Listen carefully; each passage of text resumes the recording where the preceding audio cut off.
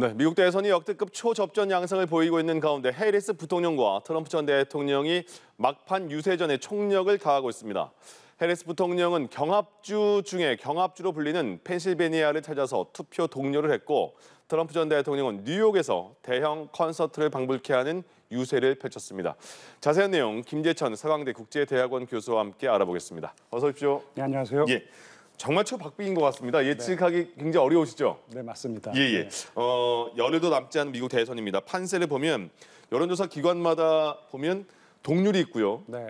뭐 1, 2% 차이로 왔다 갔다 하는 그런 상황이에요. 대체적으로는 어쨌든 오차 범위 안에 있다는 거잖아요. 네네. 그럼 지금 판세를 그럼 전반적으로 보면 어떻게 봐야 될까요? 뭐 지금 엎치락 뒤치락하는 양상인데요. 이렇게 엎치락 뒤치락하는 양상을 보이는 이유가 이제 여론조사 결과가요. 예. 일단은 정말 초박빙의 판세이고요. 두 번째로는 다양한 여론조사 기관이 지금 이 여론조사 결과를 내놓고 있어요. 네. 그래서 엎치락 뒤치락 하고 있는데 오죽하면은 여론조사를 미국 그 영어로 폴이라 그러지 않습니까? 거기에 이제 그 롤러코스터 앞에 폴을 붙여서 폴로코스터라는 말이 나올 정도로 지금 뭐 엎치락 뒤치락하는 그런 상황인데 예. 전국 지지율에서는 동률이나 아니면 해리스가 조금 더 높은 지지율을 보이고 있는 상황이지만 정말 당락을 결정하는 주요 경합주, 7개의 경합주의 여론조사 결과를 주도 면밀하게 관찰해야 되는 게 맞는 것 같은데 예. 이게 이제 이 7개 주의 이 경합주 여론조사 결과 역시 엎치락 뒤치락 하고 있는 상황인데 그러게요.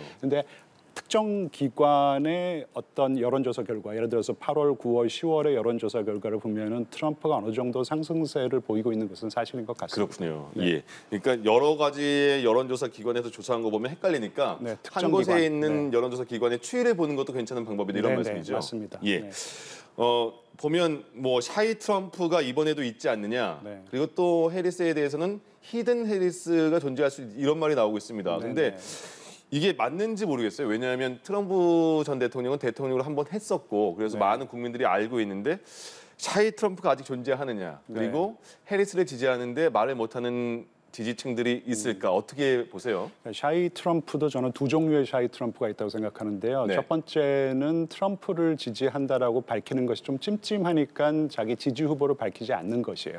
근데 이런 샤이 트럼프는 많이 줄어들었다고 생각을 합니다. 예. 근데 또 어떤 샤이 트럼프가 있냐면요. 여론조사에 그냥 포착이 안 되는 것이에요. 이들은 휴대전화도 가지고 다니지도 않고 집에 있는 유선전화도 받지 않고 조금 저소득층인 경우가 있겠죠. 예. 이런 트럼프 지지층 그러니까 샤이 트럼프는 여전히 존재한다라는 것이고 히든 해리스는 잘 모르겠습니다. 지금 미국 대선이 성대결 양상으로 치닫고 있어서 히스패닉이나 블랙 그러니까 흑인 남성들도 해리스를 잘 지지하지 않는다라는 것인데요. 근데 그들이 투표장에 가면은 결국 해리스를 지지할 것이다. 이게 이제 히든 해리스의 정의인 것 같은데 근데 얼마나 많은 히든 해리스가 있는지는 잘 모르겠고 참고로 2016년 대선도 그렇고 2020년 대선 역시 이 여론조사 결과보다 이 트럼프의 실제 득표율이 그 높았죠. 7개 경합주에서 많게는 6%, 적게는 2% 정도 높았다라는 것입니다. 그 사실을 조금 염두에 둬야 될 것 같아요. 예. 그러면 지금 그때의 추세랑 비교한다면 지금의 해리스의 지지가 조금 더 올라와야지 그때랑 좀 비슷하게 갈 수 그렇죠. 있다 이런 아니면은 거잖아요. 여론조사가 이제 그런 것을 다 보정해서 이번에 여론조사를 실시했는지 그 여부도 그건 아직 중요할 것 모르니까요. 같고요. 예. 예, 알겠습니다. 그럼 교수님 말씀대로라면 샤이 트럼프와 뭐 샤이 해리스, 히든 해리스 이게 만약에 그 두 지금 박빙이니까 두 쪽의 대결 양상으로 간다면 트럼프 쪽이 조금 더 우세할 수도 있다 이런 생각도 있으시네요. 그렇게 뭐 추정해 볼 수 있는데 상황이요? 선거라는 알겠습니다. 것이 정말로 이번에 초박빙의 양상이기 때문에 알겠습니다. 뚜껑을 열어보기 전까지는 뭐 예측 불허라고 생각합니다. 제가 그 예측에 대해서는 되게 조심하게 여쭙겠습니다. 이건 그렇죠. 너무 어려운 조심스럽게 거니까요. 대답하고 예, 맞습니다. 트럼프 전 대통령의 이제 막판 해리스도 막판이고요. 두 후보가 막판 유세 지역을 보면 트럼프 전 대통령이 뉴욕으로 갔습니다. 맞아요. 뉴욕이 뭐 이민자도 굉장히 많이 살고 민주당의 네. 텃밭이라고 하는데 여기서 내가 굉장히 크게 유세를 하겠다 이렇게 정하고 행한 이유는 뭘까요? 글쎄요, 저는 아직도 여전히 트럼프의 전략은 이 경합주에 집중을 하는 것인데 맨하탄은 조금 상징성이 있죠. 트럼프에게 그 자신의 진짜 태어난 고향이기도 하고 그리고 자신의 부동산 사업을 여기서 키웠습니다. 특별한 곳이고 그리고 리얼리티 쇼도 여기서 성공을 했어요. 그래도 익숙한 이번에 데군요. 유세를 하는 것 보니까 캐멀라 You are fired 이렇게 외치더라고요. 예. 그런 상징성이 있는 것이고 어떻게 보면은 지금 뭐 경합주를 두고 이 뉴욕에 왔다라는 것은 여전히 뉴욕이라는 지역은 민주당의 텃밭이기 때문에 하지만 자신은 그만큼 좀 여유가 있고 뭐 이제 뭐 그렇다라는 자신감을 조금 내보인 것이 아닌가. 하지만 예. 바로 이제 경합주로 유세를 하러 갈 것이라고 생각합니다. 네네.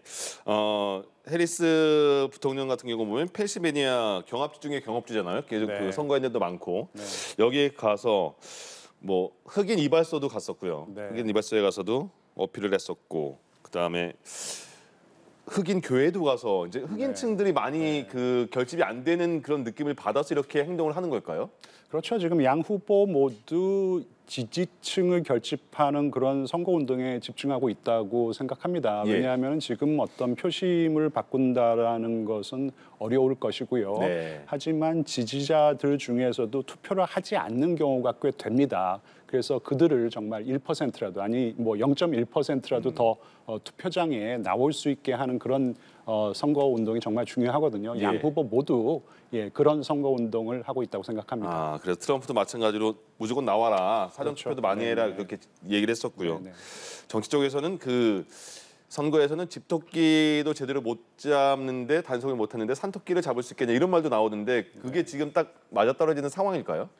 저는 아무래도 지금 집토끼 왜냐하면 산토끼를 잡는다라는 것은 이 선거를 지금 뭐 9일, 8일 정도 남겨놓은 상황에서는 힘들다고 생각하기 예. 때문에 말씀드린 대로 지지층이 거의 모든 지지자들이 이 투표를 할 수 있게 하는 어떤 그런 선거 운동이 중요하다고 생각하거든요. 네.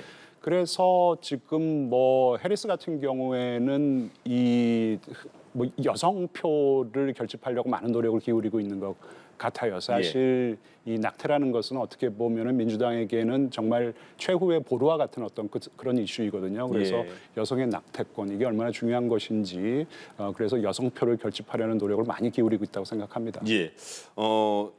해리스는 말씀하신 대로 낙태권에 대해서 공약을 많이 내세우고 있습니다. 네. 트럼프는 법인세 인하하겠다 이렇게 네네네. 공약을 크게는 이렇게 네. 내세우고 있잖아요. 네네네. 그리고 특히 해리스 같은 경우에는 이제 그 셀럽들 유명 연예인들이 많이 네. 그렇게 후원을 해주는 모습을 많이 보여주잖아요. 네네. 이런 공약과 그런 그 주위에서의 그 연예인들의 그런 도움들 어떤 변화를 일으킬 수 있을까요? 그러니까 제가 관심을 가지고 봤던 이 셀럽들의 지원 유세는 예. 이 미셸 오바마고 그다음에 비욘세도 예. 동원이 되지 않았습니까? 네. 이들이 대부분 낙태권의 중요성에 대해서 얘기를 했습니다. 네. 그러니까 이것은 여성들이 자신의 신체를 두고 결정할 수 있는 여성의 권리이기 때문에 이것을 건드린 지금 이 공화당의 결정은 정말 잘못된 것이라는 것을 강조하고 있거든요. 예. 그래서 지금 아까도 말씀드렸지만 지금 이번 선거가 성대결의 양상으로 치닫고 있는 부분이 있어요. 네. 여성은 굉장히 큰 어떤 이 지지율 차이로 해리스를 지지하고 있는데 그런 어떤 지지율 격차를 이용해서 여성들의 표를 한 표라도 더 끌어모으려는 어떤 그런 전략으로 보입니다. 예. 과연 그 미국에서 최초 여성 대통령이 탄생하느냐 마느냐 이런 상황이잖아요. 예. 근데 미국은 앞서 말씀하셨는데 전체 유권자 국민이 전체의 투표율을 많이 받는 대통령이 되는 게 아니고 맞아요. 예, 그 선거인단이 있는 거잖아요. 네. 그것 때문에 그 예전에 힐러리도 그랬었고요. 네. 국민의 표는 많이 받았는데 대통령이 떨어졌단 말이죠. 맞아요. 예, 그게 이제 경합주에서 결정된다는 네. 거죠. 그게 이제 네, 네. 7개의 경합주에서. 네, 네. 지금 경합주 판세를 다시 한번 분석하자면 네. 그게 어떻게 그 아직도 박빙으로 계속 이어가고 있는 상황입니까? 아니면 조금씩 약간의 기울어지는 쭉 모습입니까? 날쭉한데요. 이제 일반적인 평가는 7개의 경합주가 있는데 남쪽에 뭐 소위 말하는 선벨트 스테이트, 네바다, 애리조나 그리고 조지아, 노스캐롤라이나는 그래도 뭐 좀 트럼프가 유리한 것이 아니냐. 그리고 예. 북동부에 있는 러스트벨트 스테이트라고 하죠. 블루월 스테이트라고 또 하는데 네. 그쪽 주에서는 해리스가 그래도 조금 더 유리한 것이 아닌가. 근데 이제 트럼프의 문제는 썬벨트 스테이트를 다 가져온다고 하더라도 이 러스트벨트에서 한 주를 가져와야 돼요. 예. 근데 이제 위스콘신과 미시간을 승리하는 것이 조금 어려울 수 있으니까 펜실베니아는 해볼 만하다라는 것이고 해리스 같은 경우에는 말씀드린 그 세 주, 그러니까 러스트벨트, 위스콘신, 미시간, 이 펜실베니아만 다 수성을 한다면은 270석을 넘겨서 예. 270명 이상을 확보해서 대통령이 당선되는 것입니다. 하지만 지금 펜실베니아가 조금 흔들린다는 거 아니겠어요? 예. 만약에 펜실베니아를 트럼프에게 뺏긴다면은 이 선벨트 스테이트에서 두 곳을 이겨야 돼요. 근데 이제 그게 어려우니까 예. 지금 펜실베니아가 경합주 중에 경합주로 부상되고 있는 그런 상황입니다. 그렇군요. 미국의 그 선거 비용을 보면요, 이거는 거의 뭐 어마어마한 숫자입니다. 그 올해 미국 대선에 사용된 선거 비용이 전망치가 우리 돈으로 22조 정도예요. 네. 미국은 왜 이렇게 선거 비용이 이걸 보니까 그 영국과 독일에 비해서도 40배나 많은 수치인데 미국은 왜 이렇게 선거 비용을 많이 드는지, 뭐 때문에 이렇게 많이 드는지, 그리고 선거 비용에 상한선이 없는지 궁금합니다. 그렇죠. 그러니까 일단 미국의 선거 자금법을 좀 이해해야 되는데요. 예. 미국에서는 후보가 돈을 쓰는 데는 제한이 없습니다. 네. 예. 이걸 한번 제한을 두려고 했었는데 반헌법적이라는 이 대법원 판결이 나왔어요. 이게 예. 1976년 유명한 대법원 이 판례인데 버클리 대 밸리오라는 이 판결인데 이 후보가 돈을 쓰는 것을 제한하는 것은 언론의 자유를 제한하는 것과 똑같다. 이게 그러니까 굉장히 미국적인 발상인 것이죠. 예. 예, 프리덤 오브 스피치를 그냥 돈으로 이제 그 치환을 갖다가 한 것이에요. 네. 하지만 이 돈을 기부하는 데에는 분명히 제한이 있습니다. 예. 예, 그런데 또 이 팩이라는 게 있어요. 정치활동위원회가 돈을 모아서 이제 그들이 소프트만이라고 쓰는 데에는 또 제한이 없어요. 굉장히 많은 돈을 정당에 기부할 수 있고 예. 사실 선거에는 쓰이지 못하게 되어 있는데 알게 모르게 이제 선거에 많이 쓰이고 있는 것이 현실이죠. 그러다 보니까 정말 엄청난 이 돈이 선거에 소요가 되고 있습니다. 예. 돈이 많이 모이는 그 진영은 더 선거할 때 유리한 게 뭐가 있을까요? 그 광고에서 많이 그렇죠. 유리한 네. 건가요? 어떤 게 더 유리하죠? 뭐 광고비로도 많이 쓸 수 있고 아까 예. 말씀드렸던 그 소프트만이라는 것은요 직접적으로 캠페이닝에 사용이 될 수는 없어요. 네. 하지만 이런 정책을 뭐 나는 반대한다, 찬성한다 이런 식으로 이제 영어로 이제 이슈 애드보커시라 그러는데 어떤 정책에 대해서 찬반을 광고하는 그런 홍보 영상들을 만들거나 광고를 예. 할 수가 있는 것이거든요. 예. 이게 뭐 직접적으로 선거에 영향을 끼치는 것이죠. 예. 미국은 그래서 대통령 선거 때 보면 상대 후보를 굉장히 무시하고 비난하는 광고도 굉장히 많이 하더라고요. 네, 그런 것도 있지만 예. 어떤 이슈에 대해서 찬반을 이제 홍보하는 어떤 그런 영상도 광고도 굉장히 많이 나옵니다. 네. 그렇군요. 영상도 많이 그 활용을 하는 미국 대선인데요. 이 부분도 한번 짚어볼까요? 그 이스라엘과 하마스 그리고 이란까지 지금 계속 그 전쟁 국면입니다. 네.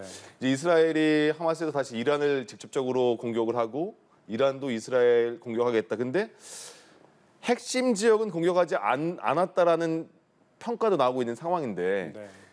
미국 대선에서 트럼프가 되느냐, 해리스가 되느냐에 따라서 이 전쟁의 양상이 어떻게 바뀔까요? 일단 뭐 트럼프는 자기가 친 이스라엘 후보임을 숨기지 않고 있고요. 예. 해리스 역시 미국의 가장 믿을 만한 중동의 동맹 국가는 이스라엘밖에 없거든요. 네. 그래서 이스라엘을 지원하는 정책을 유지할 것이지만 또 핵심 지지층 뭐 소수 인종 그중에 이제 무슬림 아메리칸들도 있지 않겠어요. 예. 이제 그들이 지금 친이란적인 미국의 정책에 굉장히 반대를 하고 있고 미국의 젊은이들 사이에 엔타이세미티즘이라 그래서 반유대주의 정서가 굉장히 강해지고 있는 상황이기 때문에 또 네. 젊은 층들은 민주당의 뭐 전통적인 지지층이라고 할 수 있기 때문에 굉장히 좀 줄을 타고 있는 어떤 이제 그런 양상으로 보입니다. 예.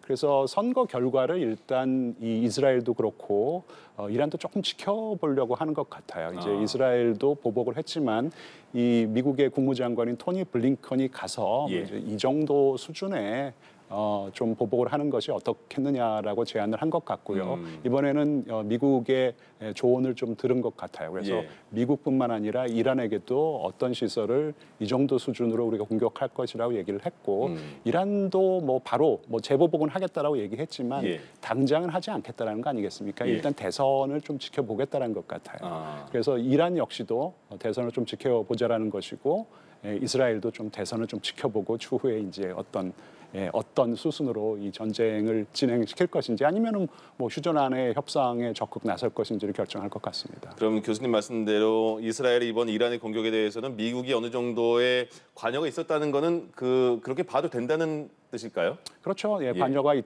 했다라는 것이고 다행스럽게도 이번에는 여태까지 네타냐후가 바이든 행정부의 말을 잘 안 들었거든요. 적당히 하라는 신호를 여러 번 보냈는데 그러지 않았어요. 그런데 이번에는 분명히 보복의 수준을 일정 수준으로 조정을 한 것 같고요.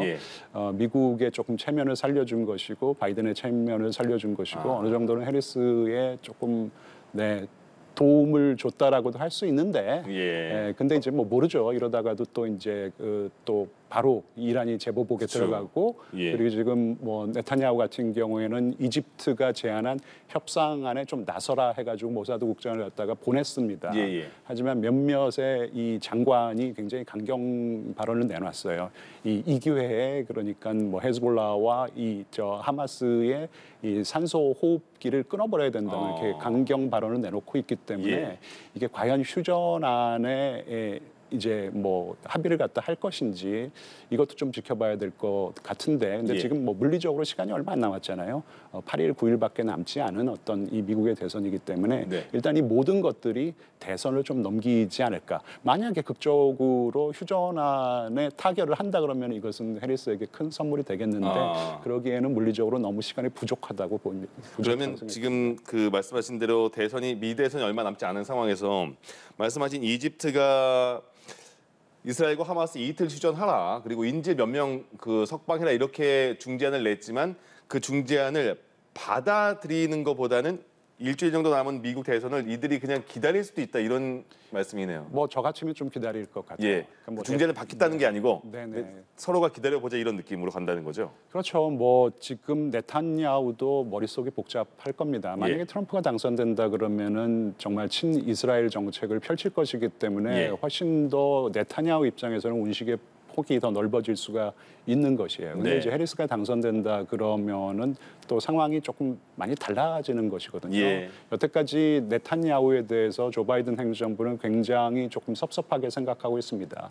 굉장히 지금 미국 대선을 어렵게 만든 측면이 있거든요.